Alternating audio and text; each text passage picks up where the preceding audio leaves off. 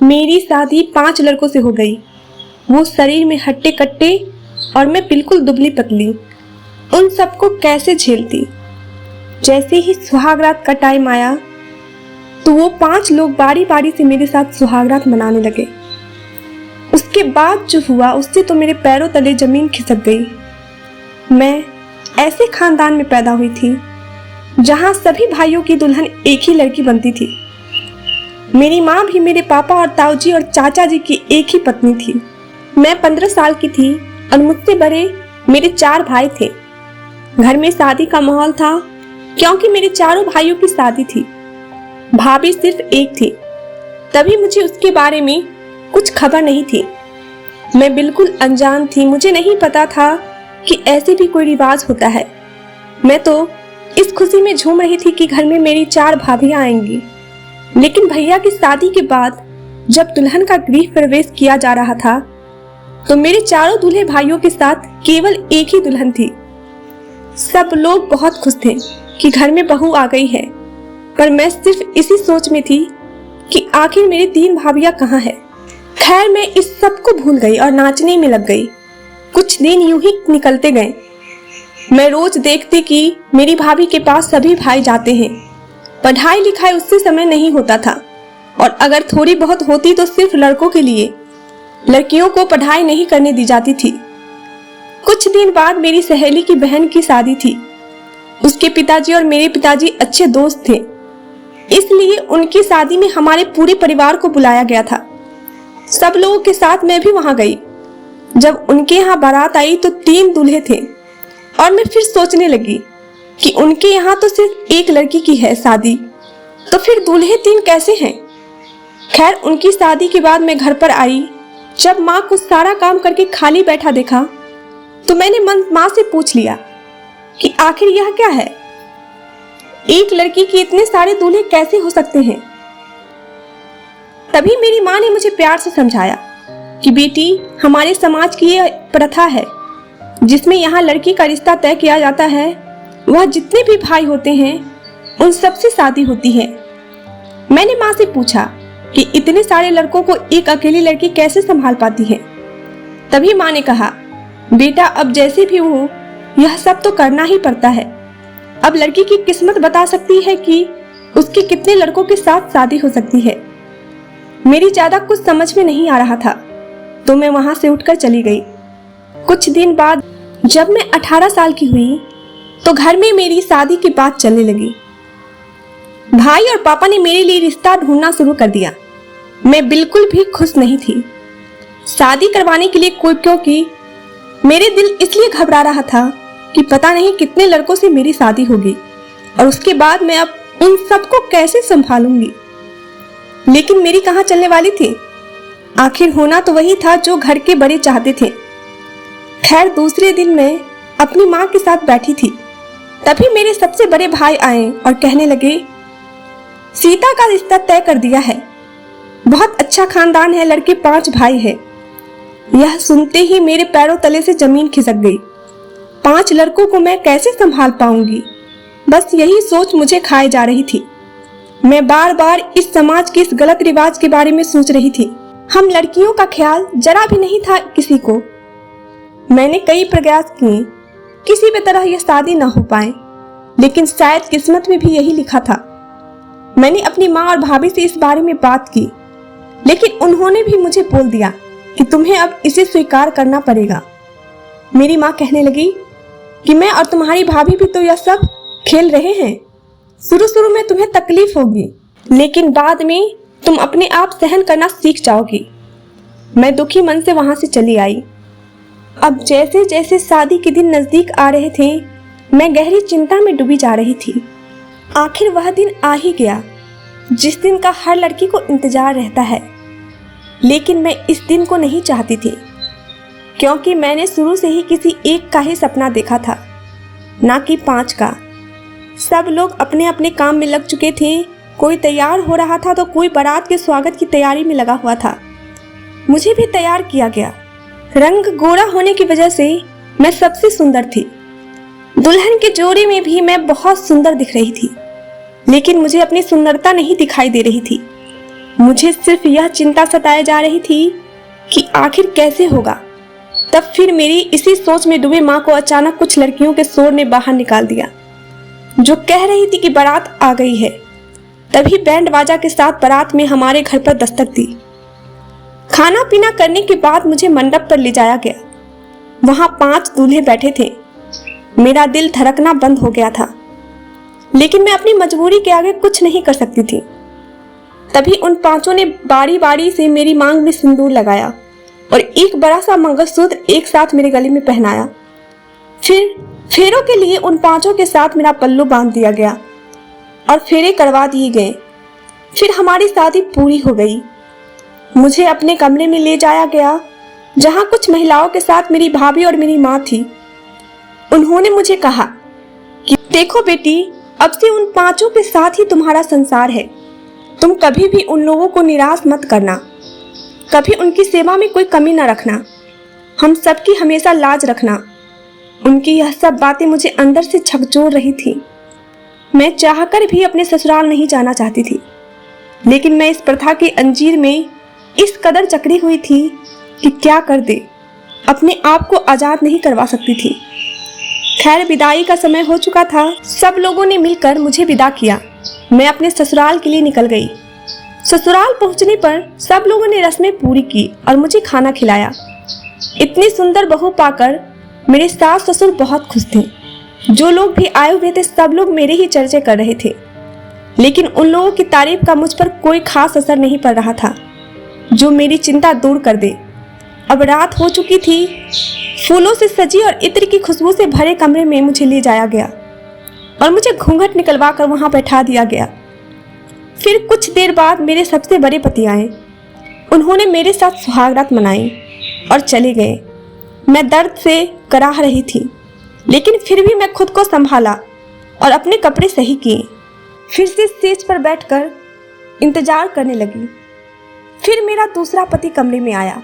मेरे साथ वही किया। ऐसे ही करते करते मेरे 5 पतियों ने मेरे साथ सुहागरात मनाई।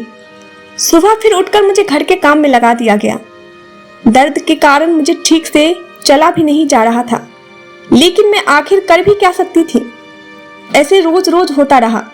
रात भर का एक मशीन की तरह वह लोग मेरे साथ गलत व्यवहार करते थे और दिन में घर का काम मेरी हालत खराब कर देते। फिर एक दिन मुझे अपने माता पिता से मिलवाने के लिए मेरे पीहर ले जाया गया। वहां जाकर मैं सब लोगों से मिलकर बहुत खुश महसूस कर रही थी, लेकिन मैंने अपने भाभी को सब कुछ बताया तो उन्होंने मुझे दिलासा दिया और कहा कि मैं तुम्हारे भाइयों से इस बारे में बात करूंगी। तभी मेरा वापस जाने का समय हो गया और मैं अपने ससुराल चली गई। उधर मेरी भाभी ने मेरे भाइयों से बात करके मेरी सास को बोला कि हमारी सीता बहुत कमजोर है, वह एक साथ 5 लोगों के साथ संबंध बनाने में अभी सक्षम नहीं है, तो आप थोड़ा दया करो उस पर। फिर मेरी सास ने मेरे 5 पतियों के दिन बांध दिए। एक पति एक रात को ही मेरे साथ रह सकता है और इस तरह हर पति को हफ्ते में एक बार मेरे साथ आने की बारी आती। अब मैं कुछ ठीक होने लगी थी, क्योंकि अब रोजाना सिर्फ एक पति ही मुझसे संबंध बनाता था। लेकिन मेरे सबसे छोटे पति बाकी सबसे अलग था। वह मुझे समझते थे, मेरे मूड का भी ध्यान रखते थे और मेरी हर तकलीफ को समझते थे। जब कभी मेरी तबीयत ठीक न होती तो वह मेरा ख्याल रखते थे। मैं भी उनसे ज्यादा प्यार करती थी, क्योंकि सिर्फ वही थे जो मुझे अपना मानते थे। अब धीरे धीरे हम दोनों एक दूसरों के इस सपने में देखने लगे। मेरे सबसे छोटे पति को अब बिल्कुल पसंद नहीं होता था कि उनके बड़े भाई मुझे छुएं, लेकिन उनकी और मेरी एक न चलती थी। आखिर उनकी भी पत्नी थी मैं। एक दिन मेरे सबसे बड़े पति ने मुझे कहा कि तुम अंकित यानी कि मेरे सबसे छोटे पति को इतना प्यार क्यों करती हो? आखिर हम भी तो तुम्हारे पति हैं, हमें तो तुम इस तरह से प्यार नहीं करती। मैं उन्हें कुछ नहीं बोल पाई। फिर उन्होंने गुस्से से मुझे पीटना शुरू कर दिया और गलत व्यवहार मेरे साथ किया। मैं दर्द से कराह रही थी, लेकिन उन्होंने मुझ पर बिल्कुल भी दया नहीं की। इस तरह से उनकी तरह मेरे बाकी पतियों को भी मेरा अंकित के साथ प्यार बिल्कुल भी पसंद नहीं आता। वह भी मुझे मारपीट का शिकार बनाने लगे। अंकित को यह सब बिल्कुल भी पसंद नहीं आ रहा था। लेकिन वह बेचारे क्या करते। एक दिन मेरे मायके से संदेश आया कि मेरे भतीजा हुआ है, तो मुझे वहां बुलाया गया। मेरे सास ससुर ने मुझसे कहा कि कल तुम अपने मायके चली जाना, तो मैं अंकित छोड़ जाएगा और 2 दिन बाद वापस ले आएगा। मैं खुश हुई, क्योंकि कम से कम 2 दिन तो मैं इन हैवानों से छुटकारा पाऊंगी। उस रात अंकित की बारी थी मेरे कमरे में आने की। रात होते ही अंकित मेरे कमरे में आए। मैं उन्हें देखकर कपड़े उतारने लगी। तभी अंकित ने मेरा हाथ पकड़ लिया और मुझे आराम से बैठाया। मुझे कुछ समझ नहीं आ रहा था। तभी अंकित कहने लगे कि देखो, मुझे तुम्हारी यह तकलीफ देखी नहीं जाती, और ऊपर से तुम्हें कोई और छुए मुझे बिल्कुल बर्दाश्त नहीं होता। तभी मैंने कहा कि अब हम कर भी क्या सकते हैं, और सच कहूँ तो मैं भी आपके साथ ही रहना चाहती हूँ, क्योंकि मैं भी हमेशा सिर्फ एक ही पति का सपना देखा है, और इस समाज की प्रथा ने मुझे अपने सपनों की अलग कर दिया है। तभी अंकित ने मुझे कहा कि अब हम ऐसे नहीं रहेंगे। कल मैं तुम्हें तुम्हारे मायके छोड़ने जाऊंगा और वापस आकर घर से पैसे और गहने चुरा लूंगा। फिर 2 दिन बाद जब मैं तुम्हें लेने आऊंगा तो हम लोग वहां से कहीं दूर भाग जाएंगे, अपने अलग दुनिया में, इन सबसे दूर। अंकित की इन बातों से मुझे बहुत सुकून मिला।